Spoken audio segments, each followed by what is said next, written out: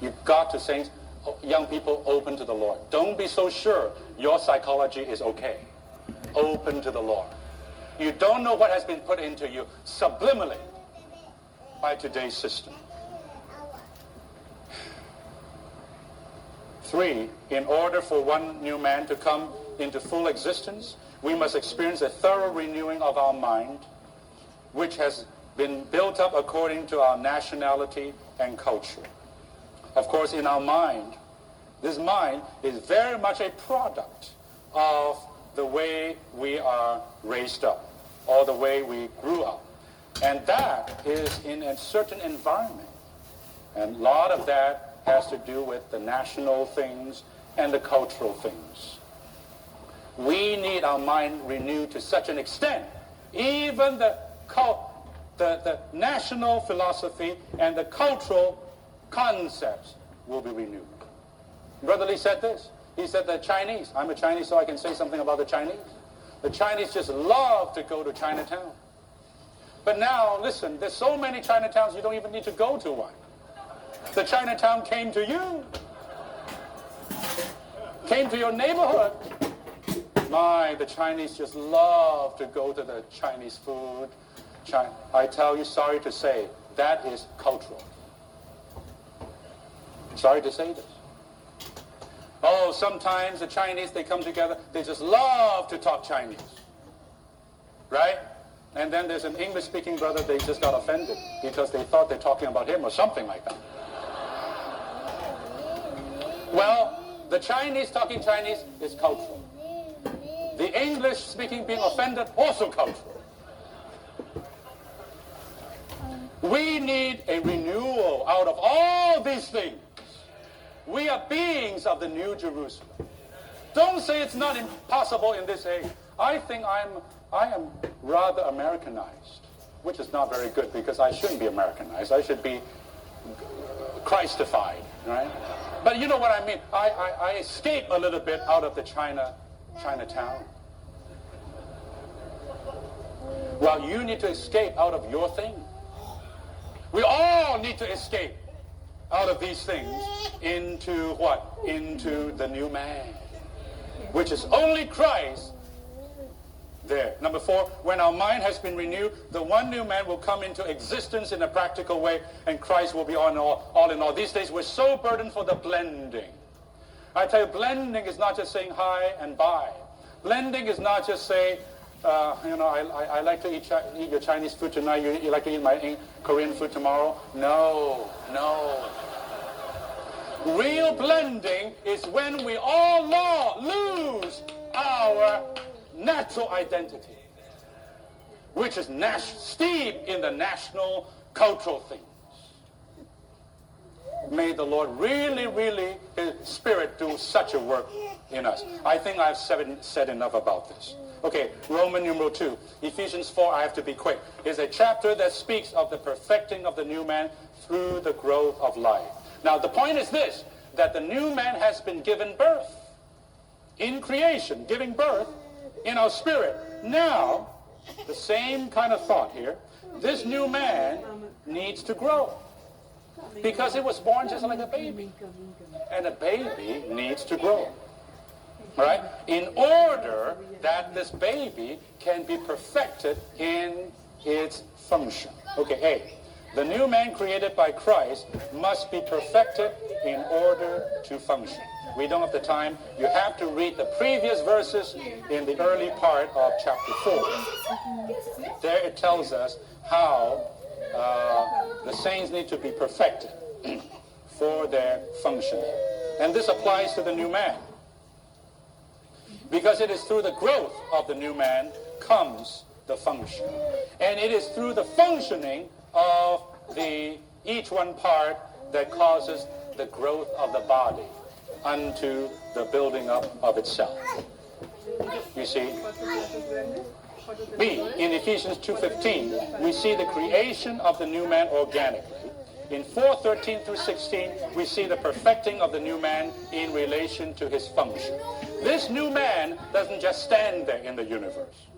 This new man as a man functions. Functions to do what? To carry out God's purpose. But in order to carry out that function, it needs perfecting, and for that perfecting, it needs growth. C, the organically perfect new man needs to be perfected through the growth of life in order to function in a proper way. 1, it is through the growth in life that the new man comes into function. 2, the more the new man grows through receiving the proper nourishment, the more he will function normally. Friends and sisters, what is shepherding? I tell you, shepherding is the fulfillment of our responsibility to perfect the new man through cherishing and nourishing. How's that for a definition? Shepherding is the fulfillment of our responsibility to perfect the new man through nourishing and cherishing. I think that's quite true. So that's why we need the universal shepherding to have the new revival, that all the saints will carry out their duty, their God-given duty, to nourish and cherish the other members with Christ, that they may grow. We need some perfecting in skills. We need that. Of course we need that. But first of all, first and foremost, we need the growth in life. You will grow into a function. A lot of young people say, Minoru, can you tell me what my gift is? I need to develop it, but I don't know what it is. I said, since you don't know what it is, forget about it. You just grow. One day, after so much growth, your gift will be manifested. That's the true gift of life, not the miraculous kind of gift. The real gift, the genuine gift that builds a body requires growth and perfecting. Okay, D. If we would be perfected for the practical existence of the one new man, we need to be constituted with Christ. E. In order for the new man to grow, we need to experience the crucified, resurrected, ascended, and descending Christ, so that the all-inclusive Christ is wrought into us to be our everything. Then the organically perfect new man will become perfect functionally. We are what? We are organically perfect, but not functionally perfect. All right? That's why we need to grow. By the way, let me say this. If you have this life, even when you pray for growth, you are delivered from some self-centeredness. Lord, grow in me for my spirituality. No. Lord, grow in me that I may be what? Perfected as part of the new man for the building up of the body of Christ. Okay, 3. My goodness, I am too late, right? Am I right? Can someone help me? I'm lost of time. I have 12 minutes. Thank you. I have 12 minutes. Okay, Romans 3. I cannot cover all the points I want to cover because of time, so it's a lot you have to study. The living of the new man should be exactly the same as the living of Jesus. I like these phrases. The way Jesus lived on earth is the way the new man should live today. How about that? Sweet words. Now remember, in the 3 points again, the renewing, the first point, is a matter of spreading. Okay? Remember that word. It's a matter of spreading. The perfecting of the new man is a matter of growing. Now how about the living? I would like to say this. The living of the new man is a matter of corresponding. Now, I'll explain. The outline will explain. A, when we are renewed in the spirit of our mind to execute the fact of having put off the old man and having put on the new man, we live a life that what? Corresponds to the life of Jesus. A life according to the reality that is in Jesus. Okay, let me help you here. Okay, if you get this, you get the rest. When you are renewed in the spirit of your mind, and in that renewing, you execute a fact. Okay? In other words, this fact becomes your reality of what? Of putting off the old man and putting on the new man. Then there is an issue. In fact, this new man is what? Is a kind of living. There's a kind of living. Ephesians chapter 4, verses 17 to 32 are all about the daily walk. The living of this new man. We will have a living, a life. What kind of life? Not a moral life, not a religious life, not a pious life, but a life that corresponds to the life of Jesus. A life according to the truth or reality that is in Jesus. Now, I don't have the time. Just very, very quickly, you have to realize there is a phrase before these verses that says, but we have not so learned Christ. Okay? This is related. We need to learn Christ.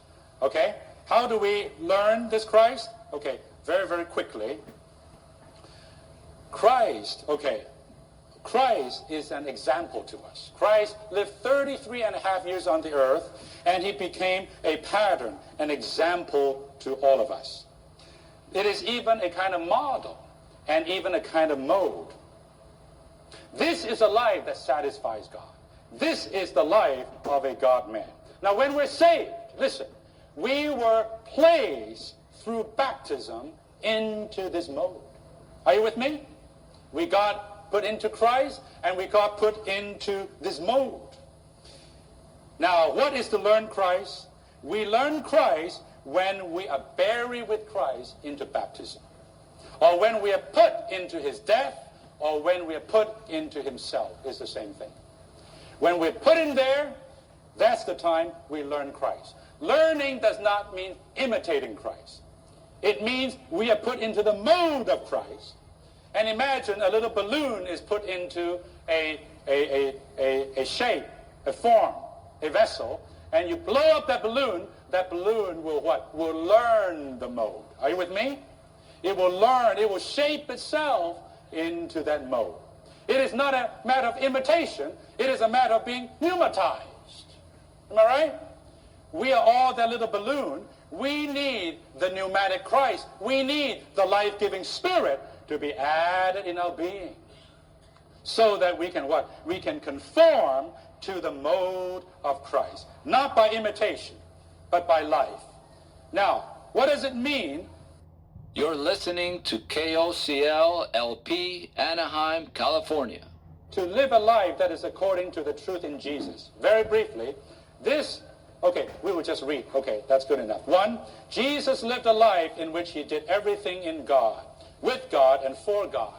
God was in his living, and he was one with God. Such a life Jesus lived.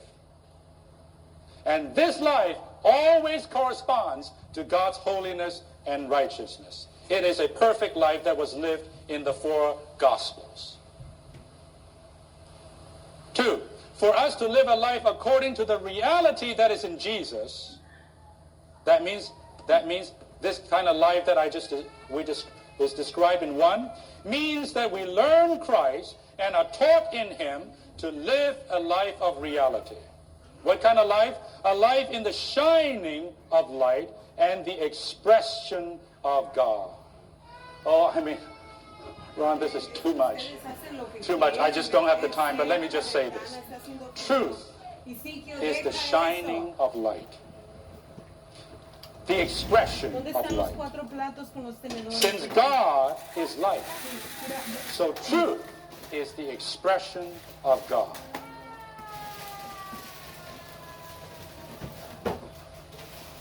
The expression of God, again, is just a shining of the light. And therefore, this expression is truth. Are you following me? It's clear to me. It took me some time, so it'll take you some time tomorrow morning. But you get it. So, this life of Jesus that he lived is a life, it says, the reality is in Jesus. This truth is in Jesus, meaning Jesus lived a life on the earth expressing nothing but God. And therefore, it is the shining out of the light. And therefore, it is a life that is fully in truth, the reality.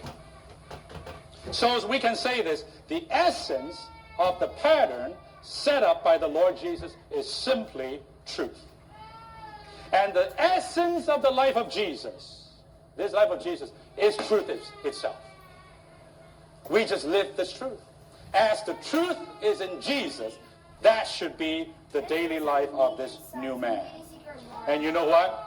It says in Matthew 5:14, you are the light of the world. And then it says in John 8:12, I am the light of the world, Jesus said. Doesn't that mean that we are Jesus and we are God? Saints, this is the reality.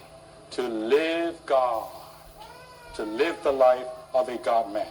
This is the life of the new man. 3, the life of the new man must be that of the reality in Jesus as a corporate person. The new man should live a life as Jesus did. A life of reality, expressing God and causing God to be realized by man. 4, our standard of living must be according to the reality in Jesus.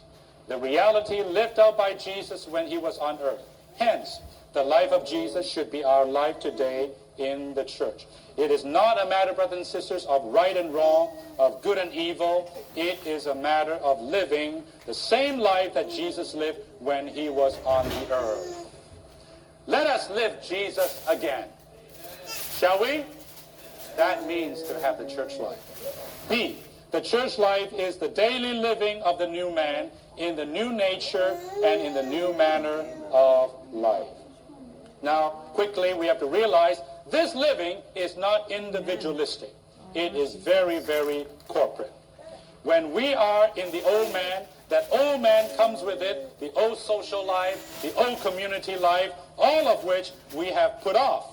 Now, when we put on the new man, we have to put on the new social life, the new community life, a new corporate life, and that is the church life. 1, the new man is the practical church life, which is Christ as the life-giving spirit, mingle with our spirit in a corporate way. A, to put on the church life as the new man is to put on a corporate entity produced by the mingling of the divine spirit with our human spirit. B, in this marvelous corporate entity, there's only Christ himself as the all-inclusive, life-giving spirit mingle with our spirit. Brothers and sisters, where is the church life? In the mingle spirit. That's where the new man is. There's no Asian, no American, no urban, no suburban, no Republican, no Democrats, no elite, no nothing. There is only what? Only the mingle spirit. In all our church life, we have to be in the mingle spirit. 2, Ephesians 4:17 through 32 was written in relation to the corporate living of the new man. The new man must become our daily living in the divine life. 3, the church life is the daily life of the corporate new man with the new nature and a new manner. Everything related to the new man is new. I tell you, the church life is a new humanity. 4, if we walk according to the spirit of our mind, we will live in the corporate life of the new man. You see, again, the mind comes back again, right? For the renewing of the mind, to have the church life, we need to walk according to the spirit of our mind. Okay? Living a community life in which everything is new. 5, living according to the spirit of the mind is the key to the daily living of the corporate new man.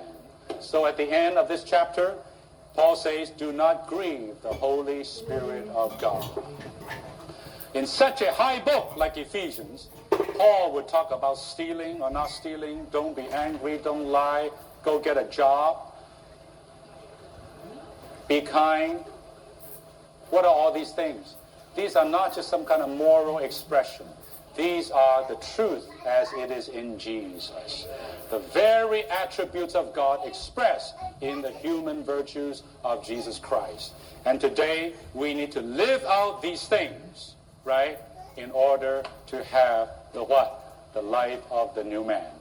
I would say one more thing to the young people, because the new man is the church life.